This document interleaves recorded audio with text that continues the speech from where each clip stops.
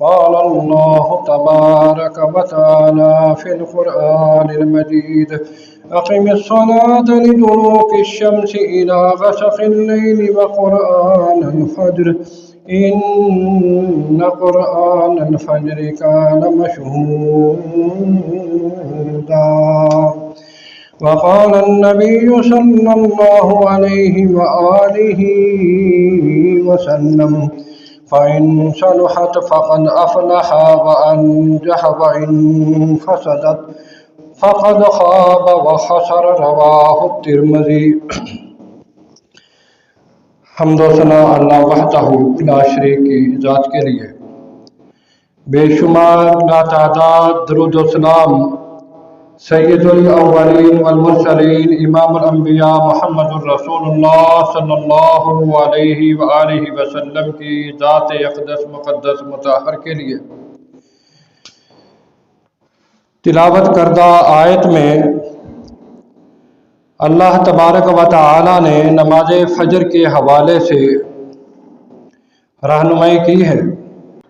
نماز ایک بنیادی رکن ہے دین اسلام کی۔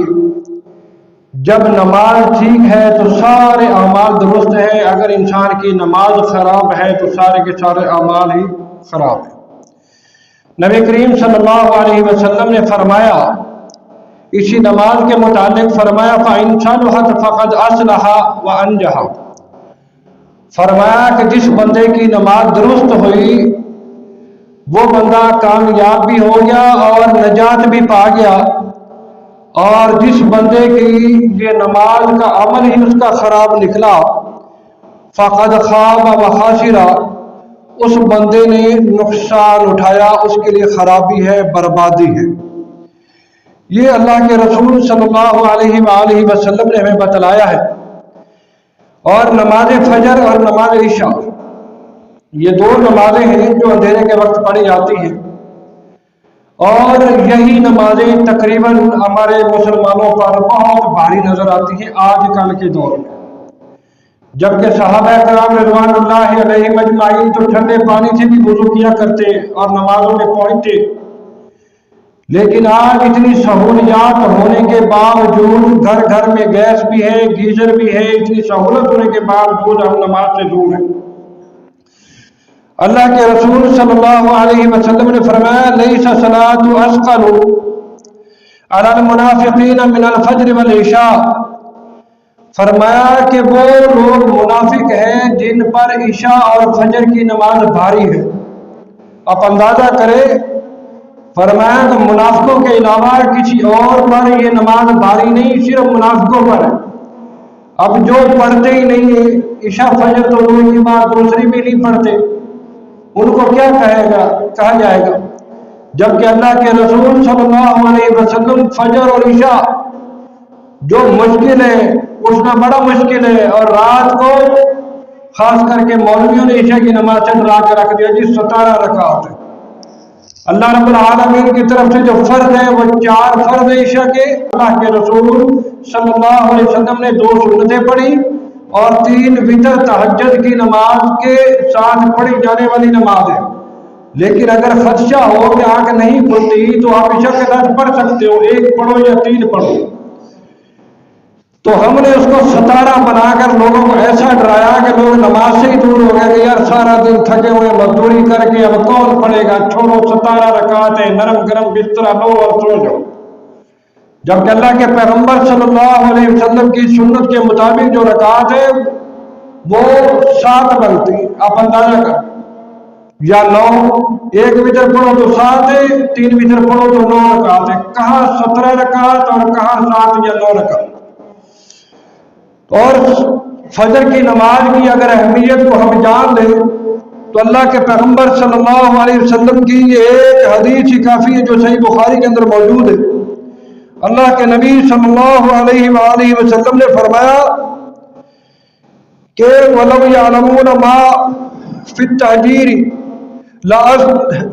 لَاسْتَبَقُوا وَلَوْ يَعْلَمُونَ مَا فِي الْعَتَمَةِ وَالصُّبْحِ، فرمایا کہ اگر یہ لوگ اہمیت جان لیں عشاء اور فجر کی نماز کی ان دونوں نمازوں کی یہ اہمیت جانے لَأَتَوْهُمَا، تو فرمایا کہ یہ لوگ آئیں گے اس حالت میں وَلَوْ حَبْوًا، حبون کی حالت میں۔ حبون کیا ہوتا ہے کہ جو بندہ لاتوں سے معذور ہو اور اپنے سرین کے بل اس طرح گھسڑ کر آتا ہو، فرمایا کہ اگر تمہیں اہمیت معلوم ہو جائے، تم سے چلا بھی نہیں جا رہا، اس کے ثواب کا پتہ چل جائے عشاء اور فجر کی نماز کا، تو تمہیں اس حالت میں بھی آنا پڑے، گھسڑ کر بھی تم مسجد میں آؤ گے۔ اندازہ کرو، یعنی سرین کے بل بھی آنا پڑے تو بھی تم آؤ گے۔ یہ اس معذور سے تشبیہ دی کہ وہ کس طرح کتنی تکلیف میں بیچارہ چلتا ہے، فرمایا تم اس حالت میں بھی آنا پڑے تو تم آؤ۔ اور پھر یہی نہیں، فرمایا وَلَوْ يَعْلَمُونَ مَا فِي الصَّفِّ الْمُقَدَّمِ، اور اگر تم یہ جان لو کہ پہلی صف کا کتنا اجر ہے، تو فرمایا لَسْتَحَمُوا، تو تم لوگ قرآن اندازی کرو۔ وہ کہے کہ میں نے آگے کھڑا ہونا ہے پہلی صف میں، وہ کہے میں نے کھڑا ہونا ہے، البتہ تم قرآن اندازی کرو اگر تم اجر جان لو کہ پہلی صف میں نماز پڑھنے کا کتنا ثواب،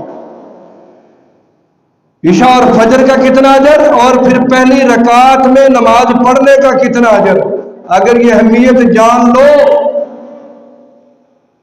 پہلی صف کا اجر کی اہمیت جان لو تو تم قرآن اندازی کرو، اگر فجر اور عشاء کے ثواب کی اہمیت جان لو تو تمہیں اگر سرین کے بل بھی آنا پڑے تو تم مسجد میں آ کر نماز پڑھو، باجماعت گھر میں نہ پڑھو۔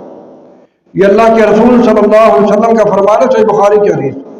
اور یہی حدیث جب دوسرے مقام پر بیان ہوئی تو اس کے آگے تھوڑے الفاظ کا اضافہ ہے کہ اللہ کے رسول صلی اللہ علیہ وآلہ وسلم نے فرمایا، اتنے الفاظ بیان کرنے کے بعد فرمایا لَقَدْ هَمَمْتُ أَنْ آمُرَ الْمُؤَذِّنَ، اور میں حکم دوں مؤذن کو فَيُقِمْ، کہ وہ اقامت کہے، ثُمَّ آمُرَ رَجُلًا، پھر میں ایک بندے کو حکم دوں کہ وہ نماز پڑھائے، ثُمَّ آخُذَ، اور پھر میں پکڑ لوں شعلًا مِّنَ النَّارِ، آگ کے ایک انگارے کو، اور فَأُحَرِّقَ عَلَىٰ مَن لَّا يَخْرُجُ إِلَى الصَّلَاةِ، اور میں ان کے گھروں کو آگ لگا دوں جو نماز کے لیے نہیں نکلتے۔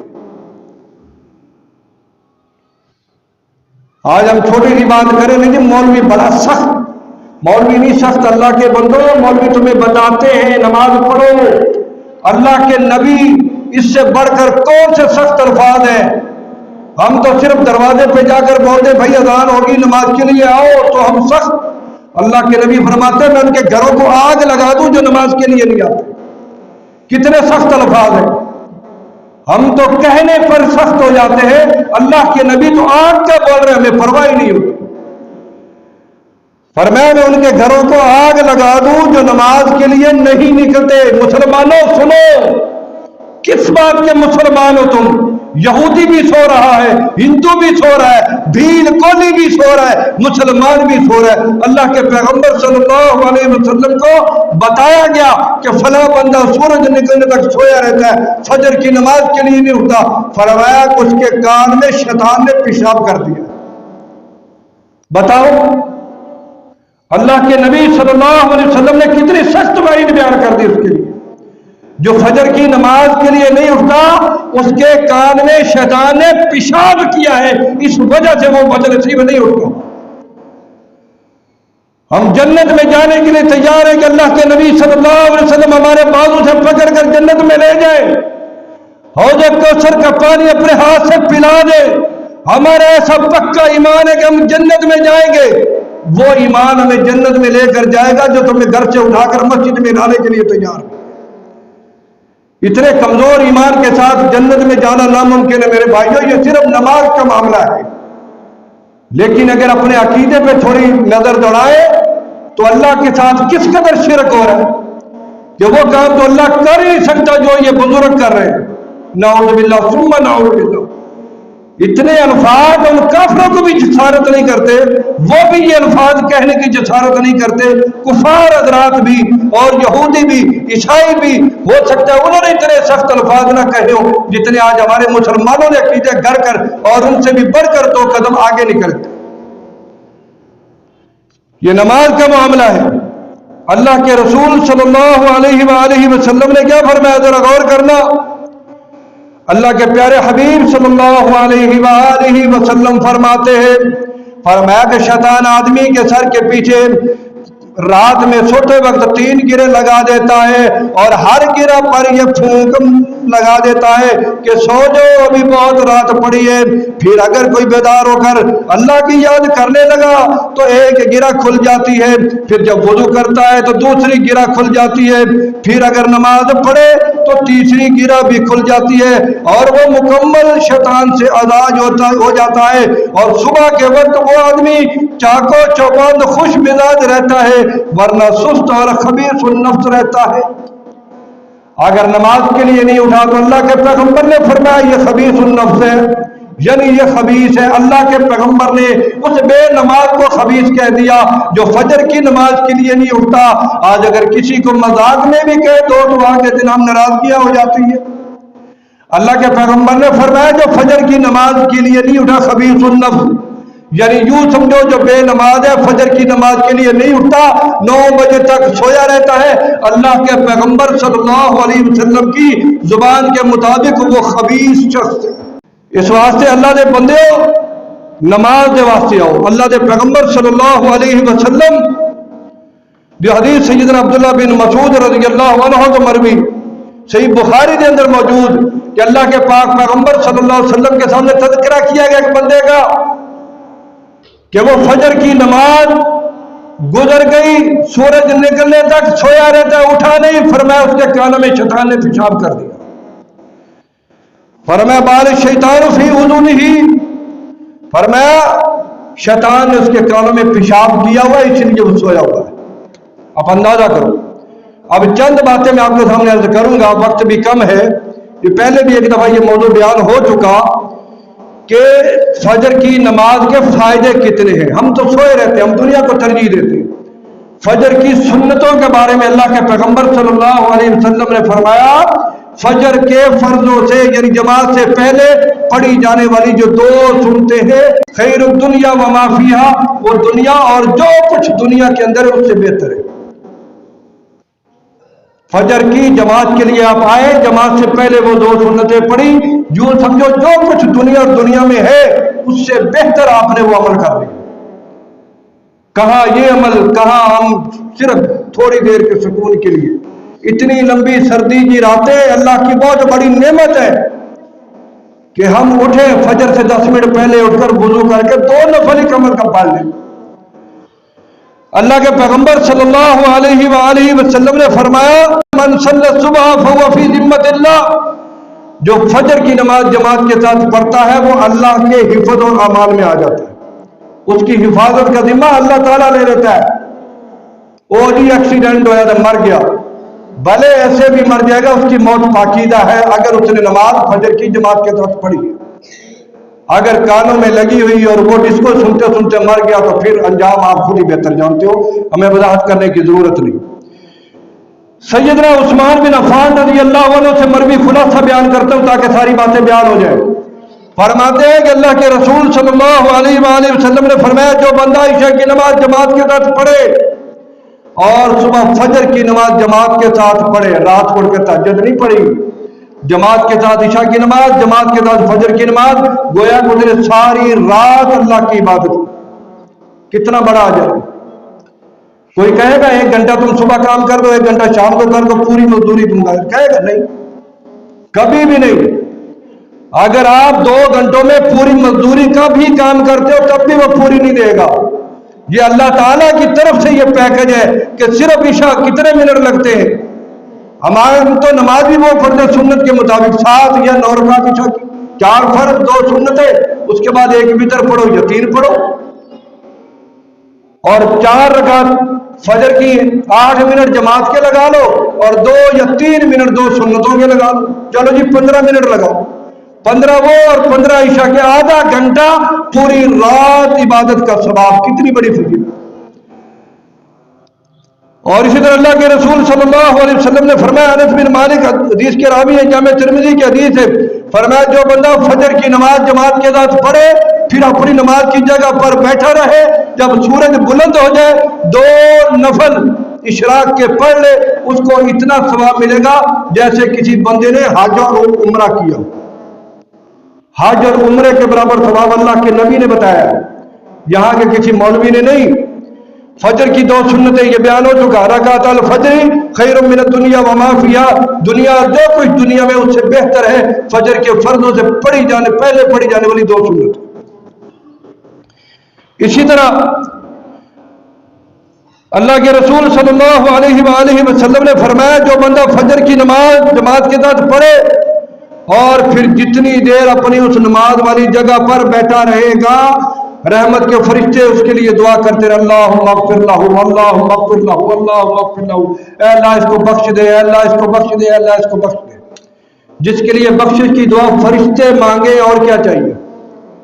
یار نہ بیٹھو زیادہ دیر، 5 منٹ بھی بیٹھ گئی ہے دعائیں پڑھ لی تو کتنی دفعہ ہوگا استغفر اللہ، خود اللہم اغفر لہ پڑھ لو، کتنی بار پڑھو گے تو وہ کتنے فرشتے اس کے لیے دعا کریں گے. اس سے آپ اندازہ کرو کتنی بڑی فضیلت ہے. ہم محروم ہیں اللہ کی قسم، بدقسمتی ہے ہم اتنے خوش قسمت ہیں کہ اللہ کے نبی کی امت میں پیدا ہوئے، لیکن اتنے بدقسمت ہیں کہ ہم اس پہ عمل کر کے اب اللہ کی رحمتوں سے دور ہو. اسی طرح اللہ کے نبی صلی اللہ علیہ وآلہ وسلم نے فرمایا، صحیح مسلم کی یہ حدیث ہے کہ فرشتے صبح فجر کی نماز کے وقت حاضر ہوتے ہیں اور جو اس وقت آتے ہیں وہ عصر کی نماز کے وقت دوسرے جو فرشتے ڈیوٹی کے لیے آتے ہیں وہ چلے جاتے ہیں اور یہ آتے ہیں. فرمایا یہ دونوں نمازوں کی حفاظت کرنے والے ان کے لیے فرشتے جب حاضری لگائے گا آپ اندازہ کریں کہ کس قدر ان کا اجر ہے، کتنا ثواب ہے. اللہ کے پیغمبر صلی اللہ علیہ وآلہ وسلم نے فرمایا فجر کی نماز عصر کی نماز کے وقت وہ فرشتے اکٹھے ہوتے ہیں، پھر جنہوں نے تمہارے درمیان رات گزاری ہوتی ہے اور وہ اوپر چلے جاتے ہیں ان سے ان کا رب پوچھتا ہے، حالانکہ وہ ان سے زیادہ جانتا ہے کہ میرے بندوں کو کس حال میں چھوڑ کر آئے ہو. وہ جواب دیتے ہیں کہ اللہ جب ہم کل گئے تھے تو اس وقت بھی عصر کی نماز پڑھ رہے تھے، جب ہم ابھی فجر کے وقت آئے ہیں تو اب بھی وہ نماز کے لیے آئے ہوئے. اب جو فجر کے وقت جانے والے ہیں عصر کے وقت آنے والے ہیں وہ بھی یہی کہیں کہ ہم نے کل اس وقت دیکھا تو اس حالت میں تھے، ابھی بھی جو صبح ہم نے دیکھا بندے آئے ہوئے تھے، ابھی عصر کے بعد ہم واپس آئے تو ابھی بھی بندے مسجد میں تھے. تو کتنی خوش قسمتی والی بات ہے. اسی طرح اللہ کے رسول صلی اللہ علیہ وآلہ وسلم نے فرمایا بشر المشائین فی الظلم الی المساجد بالنور التام یوم القیامہ. فرمایا جو بندے رات کی نماز اندھیرے میں چل کر مسجد میں آتے ہیں نماز کے لیے ان کو قیامت والے دن مکمل نور کی خوشخبری دے دو. جب کوئی روشنی نہیں ہوگی اندھیرے کی وجہ سے وہ بال جیسی باریک اور تلوار سے تیز پل صراط سے جب لوگ گزریں گے ان کو کچھ نظر نہیں آئے گا، گرتے جائے گا جہنم کے اندر. لیکن جب فجر کی نماز عشاء کی نماز کے لیے باقاعدگی سے اندھیرے کے اندر آ کر جماعت سے پڑھنے والوں کو اللہ ایسا نور عطا کرے گا وہ بال نہیں ہوگا بلکہ ان کو ایسا برج نظر آئے گا جیسے یہ بڑے بڑے پل آج کل بن رہے ہیں. بڑے سکون سے وہ پل صراط کراس کر جائے گا. لیکن شرک نہ کیا اللہ کی ذات کے ساتھ. ایسا نہ ہو کہ نماز بھی پڑھے یا کہ نعبد و یا کہ نستعین بھی کہے اور ادھر جا کر قبر پہ ٹکرے بھی مارے بابا شاہ مار پتر دے دے رتا لال، یہ نہ ہو. اور اسی طرح اللہ کے نبی صلی اللہ علیہ وسلم نے فرمایا کہ اس شخص کو جہنم کی آگ چھو نہیں سکتی جو سورج نکلنے سے پہلے اور سورج غروب ہونے سے پہلے والی 2 نمازوں کی حفاظت کرتا ہے، فجر اور عصر. سورج نکلنے سے پہلے فجر ہے، سورج غروب ہونے سے پہلے عصر، ان 2 نمازوں کی حفاظت. اسی طرح اللہ کے نبی صلی اللہ علیہ وآلہ وسلم نے فرمایا جس نے فجر اور عصر کا اہتمام کیا ان نمازوں کو کبھی نہیں چھوڑا، فجر اور عصر اللہ تعالیٰ اس کو جنت میں داخل کرے گا. نماز نہ پڑھنے والوں کے متعلق ایک حدیث تو آپ پہلے وہ سن چکے کہ اللہ کے نبی نے ان کو منافق کہا ہے. منافقوں پر عشاء اور فجر کی نمازیں بھاری ہیں، وہ نماز نہیں پڑھتے. ان کو منافق کہا. منافق کون ہوتا ہے؟ جو مسلمان اپنے آپ کو مسلمان کہتا ہے لیکن ساتھ کافروں کا دیتا ہے. تو یہاں بھی ایسا ہی ہے، کہتا ہے میں مسلمان، اللہ کے نبی کی بات میں نہیں چھوڑ سکتا لیکن چھوڑ بھی رہا ہے. اللہ کے نبی نے آخری وقت میں تاکید کی نماز نہ چھوڑو لیکن چھوڑ بھی رہا ہے. تو یہ بندہ منافقوں کے ساتھ تشبیہ دی اللہ کے نبی نے کہ منافقوں کے علاوہ کسی پر عشاء اور فجر کی نماز بھاری نہیں ہے. ایک تو یہ ہے. اور دوسرا جب اللہ کے پیغمبر معراج پر گئے، بعض روایات میں کہا جاتا ہے کہ اللہ کے پیغمبر کو خواب کے ذریعے معراج کا منظر دکھایا گیا، اس کے اندر اللہ کے پیغمبر نے یہ واقعہ سارا دیکھا، لیکن اللہ کے پیغمبر کا خواب بھی وحی کے حکم میں ہے۔ تو کیا دیکھا؟ اللہ کے نبی فرماتے ہیں میں نے دیکھا کہ وہاں بندے کے سر کے نیچے ایک پتھر اور اس کے سر کے اوپر، یعنی نیچے پتھر، اس کے اوپر اس کا سر، اور پھر ایک بڑا سارا پتھر فرشتہ مارتا ہے، اس کا سر چورا چور ہو جاتا ہے، لیکن پتھر اڑ کر دور چلا جاتا ہے۔ جب پتھر اٹھا کر واپس لاتا ہے، سر دوبارہ ٹھیک ہو چکا ہوتا ہے، لیکن وہ پھر اسی طرح مارتا ہے۔ تو اللہ کے پیغمبر فرماتے ہیں بار بار یہی ہو رہا اس کے ساتھ۔ جب میں نے پوچھا یہ کون سا بد نصیب ہے جس کو یہ سزا مل رہی ہے، فرمایا اللہ کے رسول یہ تیرا وہ امتی ہے جو فجر کی نماز کے وقت سویا رہتا تھا۔ بتانا ہمارا کام ہے، عمل کرنا تمہارا کام ہے، اب تمہاری مرضی عمل کرو یا نہ کرو۔ اور دوسرا وہ بندہ ہے جس کو یہ سزا مل رہی ہے جس نے قرآن تو پڑھا تھا لیکن بعد میں کبھی کھول کر نہیں دیکھا، بچپن میں پڑھ لیا، ماں باپ نے بھیج دیا، ہم نے پڑھ لیا، بعد میں کبھی کھول کے نہیں دیکھا، فرمایا اس قرآن کو بھول گیا۔ اس میں حافظ بھی ہے، ناظرے والا بھی ہے، بعد میں کبھی کھول کے نہیں دیکھا قرآن کو۔ اللہ سے دعا ہے کہ اللہ تعالی ہمیں صحیح معنوں میں قرآن و سنت کو سمجھنے کی اور اللہ کے پیغمبر صلی اللہ علیہ وآلہ وسلم کی حدیث کے مطابق عمل کرنے کی توفیق عطا فرمائے۔ وما توفیقی الا باللہ۔